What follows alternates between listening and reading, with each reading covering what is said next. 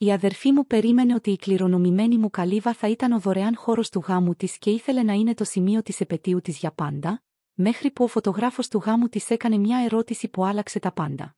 Για σε όλους. Η σημερινή ιστορία θα σας εντυπωσιάσει, αλλά πολύ γρήγορα. Αν σας αρέσει αυτό το περιεχόμενο, πατήστε το κουμπί εγγραφής. Το κανάλι ήταν λίγο ήσυχο τελευταία και η υποστήριξή σας το κρατάει σε κίνηση. Ας ξεκινήσουμε. Αρχική ανάρτηση. Ποτέ δεν φανταζόμουν ότι θα ήμουν εδώ και θα έγραφα σε αγνώστους στο διαδίκτυο για οικογενειακά δράματα, αλλά χρειάζομαι την οπτική γωνία ανθρώπων που δεν είναι μπλεγμένοι στον ιστό των προσδοκιών της οικογένειάς μου. Είμαι 29 ετών και διαχειρίζομαι ένα εστιατόριο υψηλής ποιότητας στην πόλη. Και πριν από 6 μήνες, η γιαγιά μου πέθανε, αφήνοντάς μου την ορεινή καλύβα της.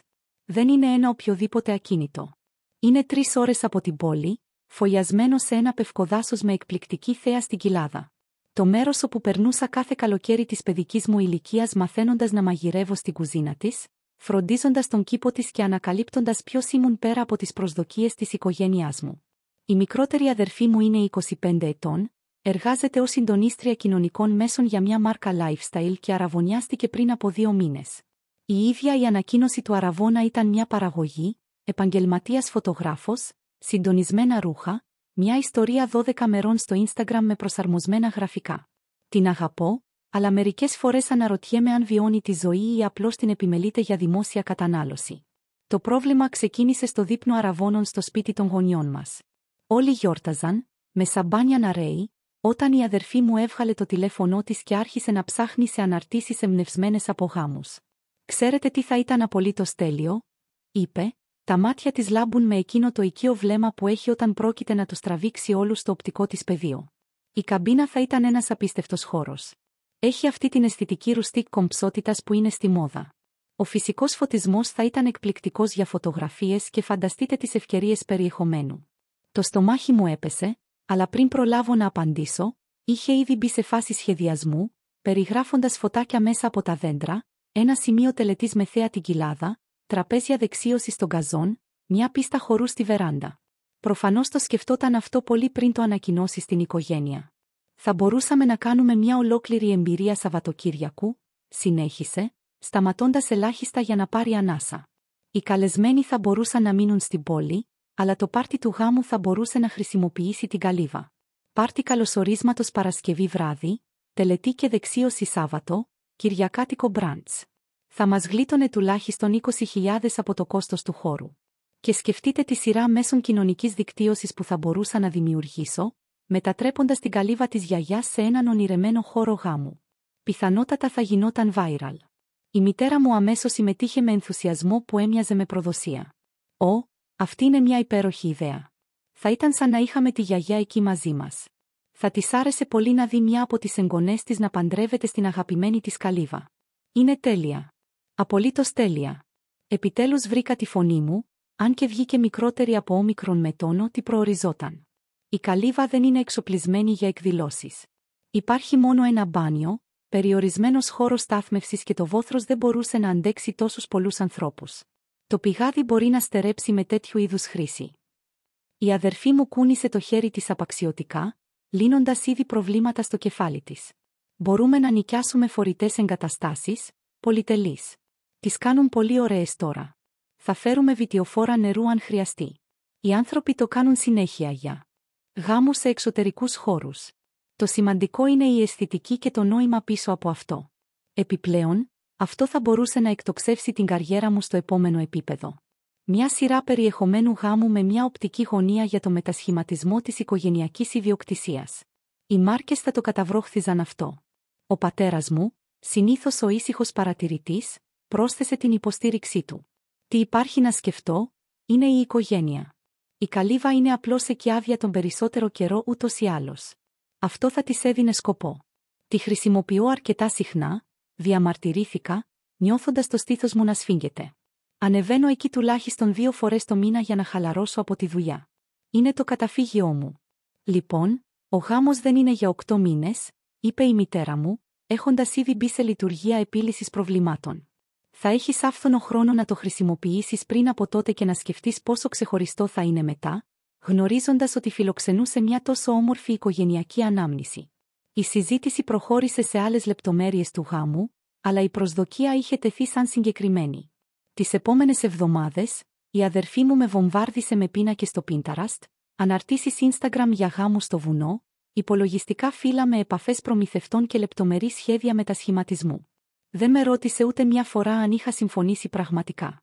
Απλώς υποτέθηκε, σαν η συγκατάθεσή μου να ήταν απλώς μια τυπική διαδικασία που είχε ξεχάσει να συγκεντρώσει. Το πεδίο εφαρμογής συνέχιζε να επεκτείνεται. Αρχικά, ήταν απλώς ο γάμος. Μετά, ανέφερε ότι χρησιμοποίησε την καμπίνα για το bridal shower της. Η μέλουσα πεθερά της πρότεινε ένα pre-WDDNG retreat για τις παράνυμφους. Ο κουμπάρος ήθελε να κάνει ένα Σαββατοκύριακο bachelor party εκεί. Κάθε συζήτηση πρόσθεται ένα ακόμη γεγονός, μια ακόμη εισβολή στο ιερό μου.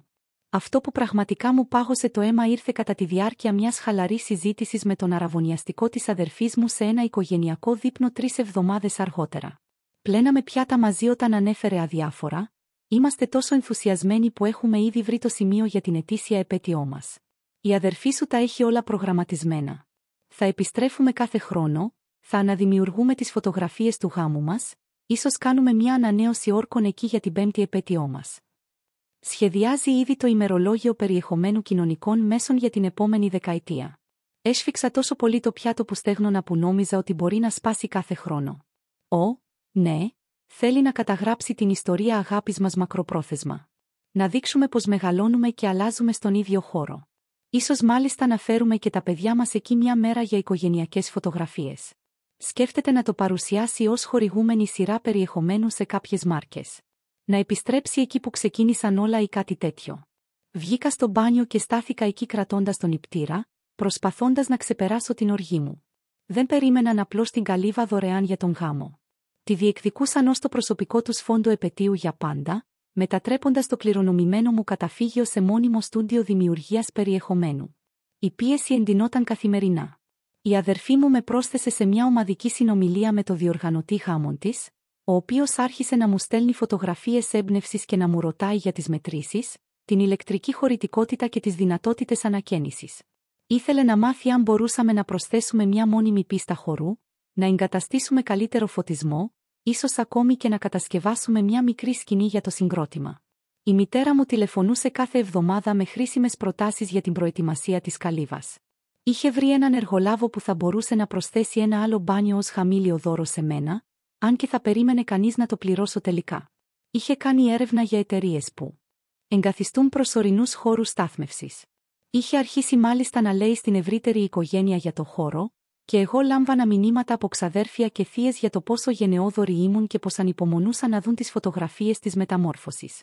Η αδερφή μου με έσυρε να ψωνίσω νηφικό, συζητώντας όλο τον χρόνο για το πώς θα φωτογραφιζόταν κάθε φόρεμα με φόντο τα ξύλινα δοκάρια της καλύβας. Αυτό έχει την τέλεια ουρά για τη φωτογραφία της σκάλας της βεράντας, έλεγε, η Ιβαντέλα σε αυτό θα αναδεικνυόταν στο φυσικό ξύλινο φόντο. Δεν επέλεγε φόρεμα για τον γάμο της. Επέλεγε ένα κοστούμι για το περιεχόμενό της. Κατά τη διάρκεια μιας ιδιαίτερα απογοητευτικής επίσκεψης για ψώνια, είπε στη σύμβουλο, χρειάζομαι κάτι που θα φαίνεται διαχρονικό, αλλά θα φωτογραφίζεται καλά σε φυσικό φωτισμό με αρκετή λεπτομέρεια για κοντινά πλάνα, αλλά όχι τόσο πολύ ώστε να ανταγωνίζεται το ρουστικ σκηνικό. Η καλύβα έχει αυτές τις καταπληκτικές εκτεθειμένες δοκούς που θέλω να συμπληρώσω, όχι να έρχονται σε αντίθεση με αυτές. Η σύμβουλος ρώτησε για το χώρο, και η αδερφή μου ξεκίνησε μια 15 λεπτή παρουσίαση για την καλύβα, δείχνοντας φωτογραφίες στο τηλέφωνό της που περιέγραφαν τα σχέδια μεταμόρφωσης. «Είναι στην οικογένειά μας εδώ και γενιές», είπε, κάτι που ήταν τεχνικά αλήθεια, αλλά μου φάνηκε σαν ψέμα. Η γιαγιά μου πάντα ονειρευόταν να διοργανώσει έναν γάμο εκεί. Αυτό ήταν εντελώς ψέμα. Η γιαγιά μου ήταν ένα άτομο που αγαπούσε τη μοναξιά και την απλότητα. Θα τρομοκρατούνταν στη σκέψη εκατοντάδων ξένων να πατούν τον κήπο της, φορητές τουαλέτες στον γκαζόν της και το καταφύγιό της να μετατρέπεται σε θέαμα των μέσων κοινωνικής δικτύωσης. Άρχισα να βλέπω αγχωτικά όνειρα για την καλύβα. Όνειρα όπου είχα φτάσει και τη βρήκα μεταμορφωμένη σε σημείο που να μην αναγνωρίζεται. Τύχη γκρεμισμένη για καλύτερο φωτισμό, ο κήπος τρωμένος για πάρκινγκ, έπιπλα της γιαγιάς μου αντικατασταμένα με ενοικιαζόμενα έπιπλα που φωτογραφίζονταν καλύτερα. Ξυπνούσα πανικόβλητη, μερικές φορές τηλεφωνούσα στο γείτονα που έλεγχε το ακίνητο μόνο και μόνο για να βεβαιωθεί ότι ήταν ακόμα όρθιο, ακόμα δικό μου, ακόμα αμετάβλητο. Το σημείο καμπής ήρθε όταν η αδερφή μου έστειλε έναν πίνακα διάθεσης για τη μεταμόρφωση της καλύβας. Είχε προσλάβει έναν σχεδιαστή γάμων που ειδικευόταν στη βελτιστοποίηση του χώρου και είχαν δημιουργήσει μια επαγγελματική παρουσίαση για το πώς να μεγιστοποιήσουν τις δυνατότητες του ακινήτου. Περιλάμβανε την αφαίρεση αρκετών δέντρων για καλύτερη ορατότητα, την τοποθέτηση προσωρινού δαπέδου σε ολόκληρο τον γκαζόν και το στήσιμο μιας επαγγελματικής σκηνής κουζίνας δίπλα στο σπίτι. Ο σχεδιαστής είχε συμπεριλάβει ακόμη και μια ενότητα σχετικά με τις ευκαιρίες για χώρους μετά το γάμο, υποδεικνύοντας ότι μόλις η υποδομή ήταν έτοιμη, θα μπορούσα να νοικιάσω την καμπίνα για άλλες εκδηλώσεις. «Κερδίστε χρήματα από το περιουσιακό σας στοιχείο», έλεγε η παρουσίαση. «Μετατρέψτε το χρησιμοποιημένο ακίνητο σε πηγή εσόδων». Κοίταξα αυτή την παρουσίαση στην οθόνη του φορητού υπολογιστή μου στις 2 π.Μ., ανίκανη να κοιμηθώ, νιώθοντας ότι έχανα τα λογικά μου. Όλοι γύρω μου συμπεριφέρονταν σαν να ήταν φυσιολογικό, σαν να θυσίαζα το καταφύγιό μου για την ερμηνεία της αδερφής μου ήταν ακριβώς αυτό που έκαναν τα καλά μέλη της οικογένειάς μου. Αλλά το μόνο που μπορούσα να σκεφτώ ήταν η φωνή της γιαγιάς μου την τελευταία φορά που καθίσαμε μαζί σε εκείνη τη βεράντα, όταν μου είπε ότι μου άφηνε την καμπίνα. «Αυτό το μέρος ξέρει πώς να κρατάει μυστικά», είχε πει.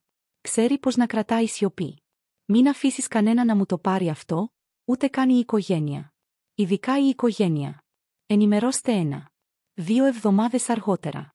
Αφού διάβασα όλες τις απαντήσεις σας και συνειδητοποίησα ότι δεν ήμουν τρελός που ήθελα να προστατεύσω τα όρια μου, αποφάσισα να ζητήσω συμβουλές από κάποιον που εμπιστευόμουν. Εκτός της οικογένειάς μου.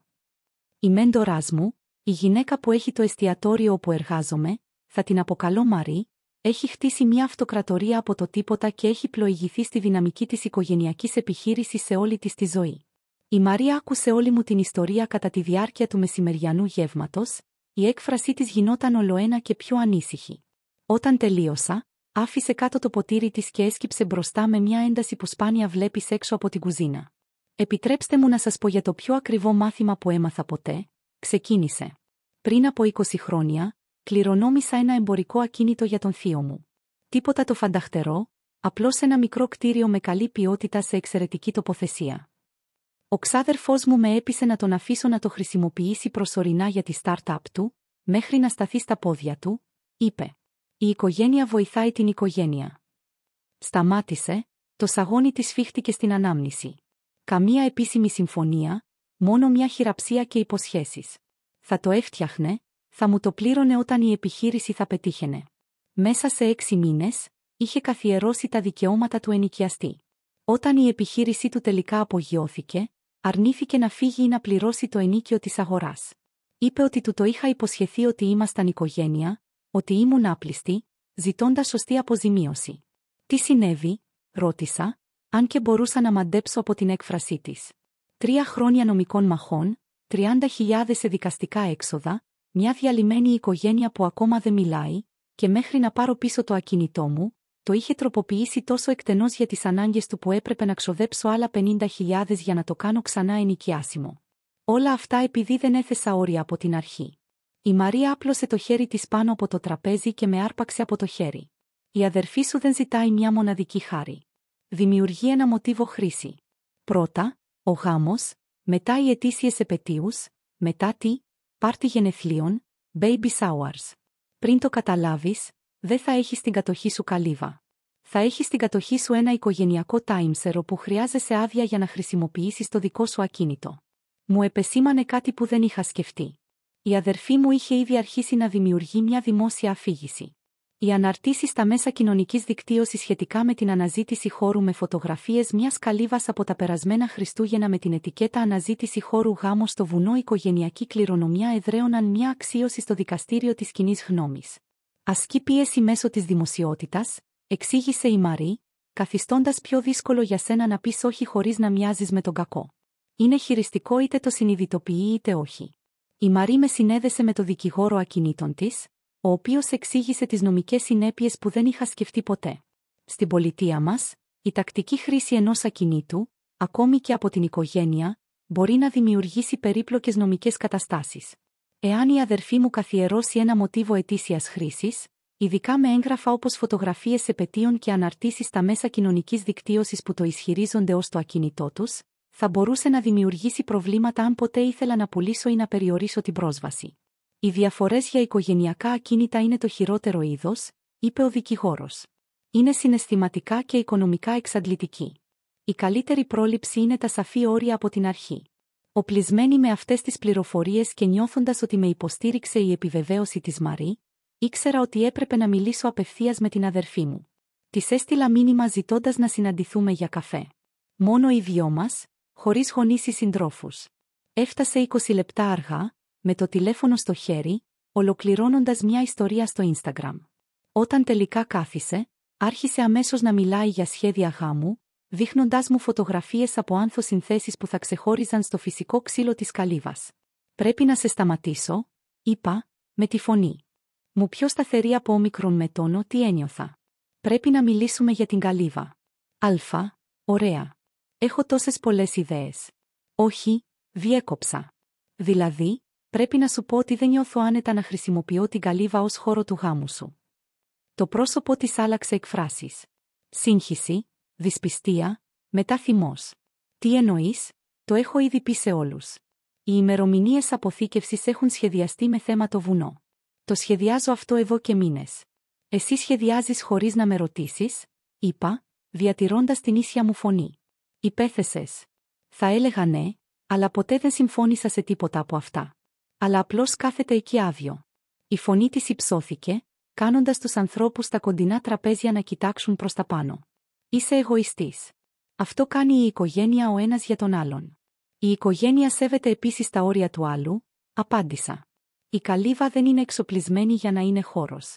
Το πιο σημαντικό είναι το καταφύγιό μου, η σύνδεσή μου με τη γιαγιά, και δεν είμαι διατεθειμένη να τη μετατρέψω σε κάτι που δεν ήταν ποτέ γραφτό να είναι». Έγειρε πίσω, δάκρυα άρχισαν να σχηματίζονται. «Ζηλεύεις. Πάντα ζήλευες. Δεν το αντέχεις αυτό. Το ότι παντρεύομαι πρώτη, ότι κάνω τον γάμο των ονείρων μου. Δεν πρόκειται για ζήλια. Η γιαγιά θα σε αηδιάσει», έφτισε. «Πίστευε στην οικογένεια. Θα ήθελε η καλύβα της να φέρνει χαρά, να γιορτάζει την αγάπη, όχι να κάθεται εκεί ως το ιδιωτικό σου κρυσφύγετο ενώ εσύ κατσουφιάζεις για την εργένικη ζωή σου.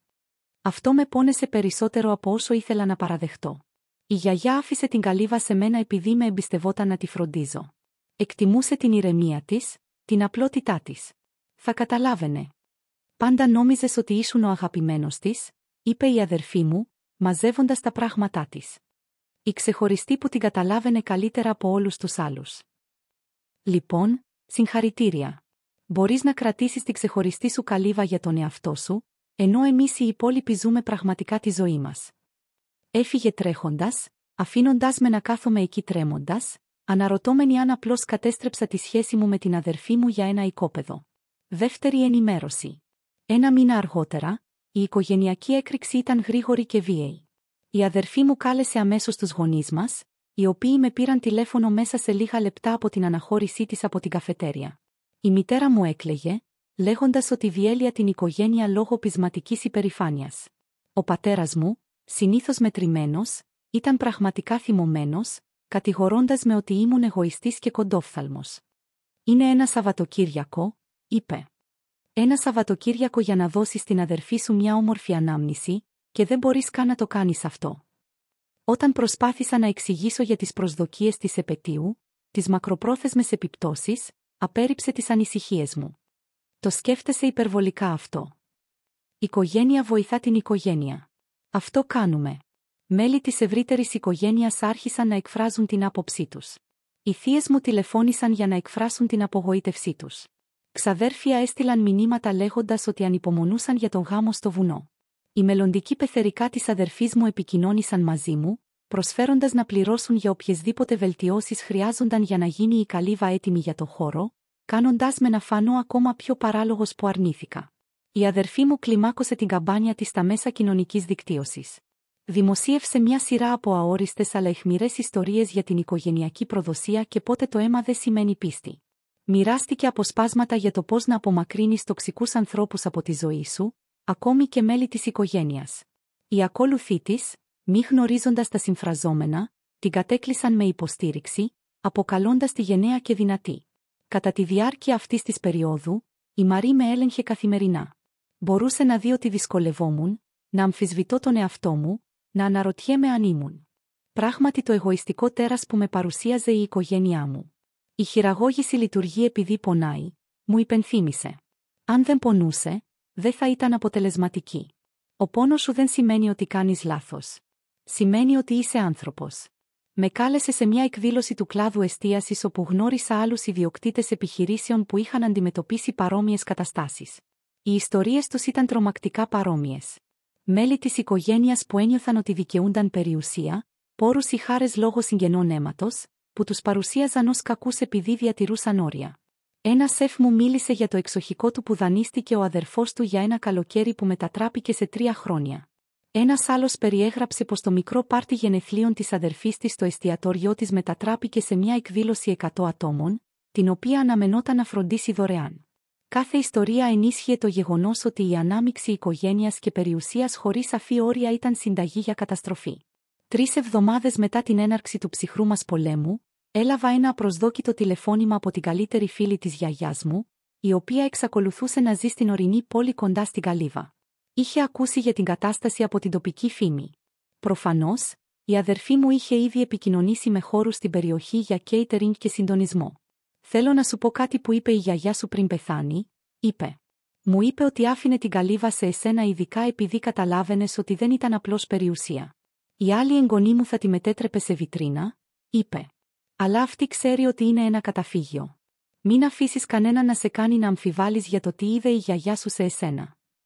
Αυτή η συζήτηση μου έδωσε μια ιδέα. Τι θα γινόταν αν υπήρχε ένας συμβιβασμός που θα μπορούσε να διατηρήσει την ακεραιότητα της Καλύβας, αναγνωρίζοντας παράλληλα το γάμο της αδερφής μου, επικοινώνησα με τον αραβωνιαστικό της αδερφής μου, σκεπτόμενος ότι ίσως ήταν πιο λογικός. Συναντηθήκαμε για μεσημεριανό σε ένα ουδέτερο εστιατόριο. «Θέλω να βρω μια λύση», ξεκίνησα. «Αλλά πρέπει να καταλάβεις τη θέση μου. Δεν πρόκειται για το ότι δεν θέλεις ο γάμος σου να είναι ξεχωριστός. Πρόκειται για την προστασία, κάτι που δεν μπορεί να αντικατασταθεί». Προς έκπληξή μου, φάνηκε ανακουφισμένος που το μίλησε. Ειλικρινά, όλο αυτό έχει ξεφύγει από τον έλεγχο. Κοιμάται ελάχιστα, κοιτάζει συνεχώς το περιεχόμενο του γάμου της στο τηλέφωνό της, μαλώνει μαζί μου για λεπτομέρειες που δεν έχουν σημασία. Την περασμένη εβδομάδα, πρότεινα να το σκάσουμε και να κάνουμε ένα πάρτι αργότερα, και με κατηγόρησε ότι δεν νοιάζομαι για το μέλλον μας. «Είναι χαμένη στην παράσταση», είπα απαλά. Έγνεψε καταφατικά. Ερωτεύτηκα μια γυναίκα που ήταν αυθόρμητη και γνήσια. Τώρα σκηνοθετεί τα ραντεβού μας για περιεχόμενο. Δεν θέλω έναν γάμο που είναι μια παραγωγή. Θέλω έναν γάμο που είναι αληθινός. Τι θα γινόταν αν? Έκανα την πρόταση γάμου προσεκτικά. Πρόσφερα την Καλύβα για το δείπνο πρόβασας. Μόνο με την άμεση οικογένεια και το γαμήλιο πάρτι.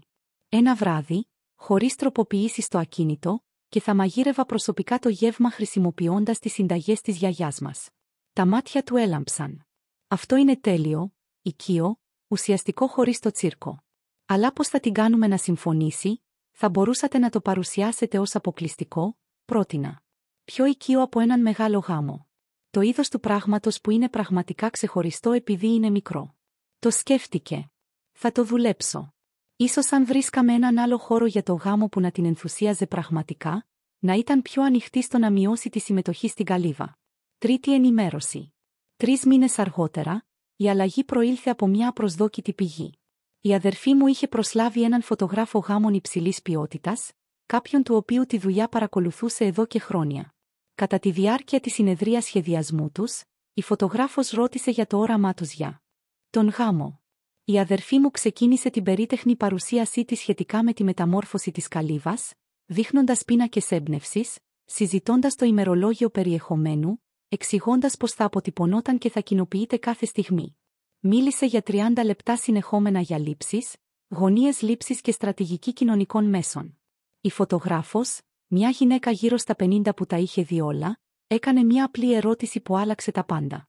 «Αλλά τι γίνεται με τον πραγματικό γάμο? Σχεδιάζεται γάμο ή παράγεται περιεχόμενο?» Η αδερφή μου έμεινε έκπληκτη. «Και τα δύο. Προφανώς, το περιεχόμενο είναι το πώς θα το θυμόμαστε. Είναι», ο φωτογράφος την προκάλεσε απαλά, «επειδή από την εμπειρία μου, τα ζευγάρια που επικεντρώνονται περισσότερο στην καταγραφή είναι τα λιγότερο παρόντα στον πραγματικό γάμο τους. Θυμούνται τις φωτογραφίες, όχι τα συναισθήματα. Αυτό θέλετε?» Εκείνο το βράδυ, ο αραβωνιαστικός της αδερφής μου είπε ότι γύρισε σπίτι αναστατωμένη και μπερδεμένη. Για πρώτη φορά, κάποιος που σεβόταν επαγγελματικά αμφισβήτησε την προσέγγιση της, και αυτό τη συγκλώνησε.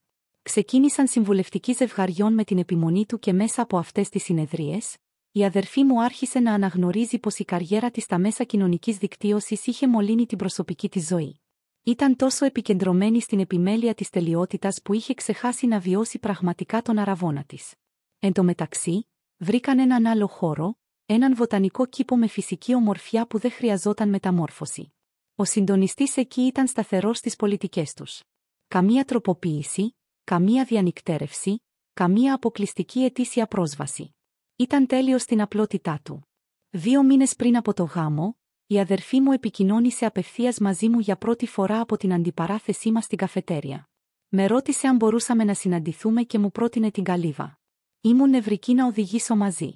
3 ώρες πιθανή σύγκρουση σιωπής, αλλά αντίθετα άρχισε να μιλάει, πραγματικά να μιλάει για πρώτη φορά μετά από χρόνια. Χάθηκα, παραδέχτηκε καθώς περπατούσαμε στους ορεινούς δρόμους. Δεν ξέρω καν πότε ξεκίνησε. Ίσως όταν η πρώτη μου ανάρτηση για τον σχεδιασμό ενός γάμου πήρε 10.000 likes. Ξαφνικά, δεν σχεδίαζα τον γάμο μου. Έφτιαχνα περιεχόμενο για τον σχεδιασμό ενός γάμου. Δεν είναι το ίδιο πράγμα. Όταν φτάσαμε στην καλύβα, στάθηκε στη βεράντα για αρκετή ώρα, απλώς κοιτάζοντας. «Ξέχασα πόσο ήσυχα είναι εδώ», είπε απαλά. «Ξέχασα την ησυχία». Περάσαμε το Σαββατοκύριακο εκεί μαζί. Χωρίς τηλέφωνα, χωρίς κάμερες, μόνο αδερφές. Μαγειρέψαμε τις συνταγές της γιαγιάς, περπατήσαμε στα μονοπάτια που είχαμε εξερευνήσει ως παιδιά, καθίσαμε στη βεράντα παρακολουθώντας τα αστέρια να εμφανίζονται. Για πρώτη φορά μετά από χρόνια, είδα την αδερφή μου χωρίς τη μάσκα της παράστασης. «Λυπάμαι», είπε την τελευταία μας νύχτα. Όχι μόνο για την καλύβα, αλλά και για το πώς προσπαθούσα να τη μετατρέψω. Εσύ προστάτευες κάτι ιερό, και εγώ προσπαθούσα να το εκμεταλλευτώ για likes και followers. Η γιαγιά θα ντρεπόταν για μένα. Θα καταλάβαινε, έλεγα. Πάντα έλεγε, η καλύβα σου δείχνει ποιος πραγματικά είσαι. Μερικές φορές δεν μας αρέσει αυτό που βλέπουμε, αλλά τότε μπορούμε να αλλάξουμε. Η αδερφή μου δέχτηκε την προσφορά για δείπνο πρόβας με γνήσια ευγνωμοσύνη. Θα είναι πιο ουσιαστικό από όμικρον με τόνο τι θα μπορούσε να είναι οποιοσδήποτε γάμος που θα μπορούσε να είναι στημένος, είπε. Μόνο οικογένεια, μόνο εμείς, απλώς αληθινή. Τελική ενημέρωση, 6 μήνες αργότερα, το δείπνο πρόβα στην καλύβα ήταν όλα όσα θα λάτρευε η γιαγιά μου. Απλό, οικείο, γεμάτο με γνήσιο γέλιο αντί για στημένες στιγμές. Της έφτιαξα το διάσημο στιφάδο, το καλαμποκόψωμο, τη μιλόπιτά της. Η αδερφή μου έβαλε το τηλέφωνό της σε ένα καλάθι που είχα τοποθετήσει δίπλα στην πόρτα και δεν το άγγιξα ούτε μια φορά όλο το βράδυ.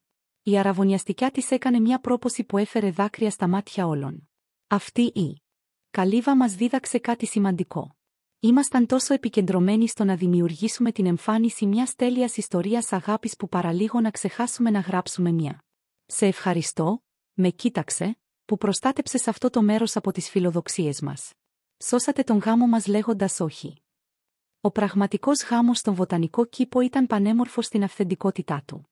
Η αδερφή μου επέλεξε ένα απλό φόρεμα που το διάλεξε επειδή της άρεσε, όχι επειδή θα φωτογραφιζόταν καλά. Υπήρξαν στιγμές που την είδα να απλώνει το χέρι της για το τηλέφωνό της και μετά να επιλέγει συνειδητά να μείνει παρούσα. Η φωτογράφος απαθανάτησε την πραγματική χαρά, τα γνήσια δάκρυα, την αληθινή αγάπη, όχι μια επιμελημένη παράσταση. Κατά τη διάρκεια της ομιλίας της στη δεξίωση, η αδερφή μου εξέπληξε τους πάντες, ειδικά εμένα. Πριν από 6 μήνες, κατηγόρησα την αδερφή μου ότι ήταν εγωίστρια επειδή δεν με άφησε να χρησιμοποιήσω την καλύβα της γιαγιάς μας για αυτόν τον γάμο. Έκανα λάθος.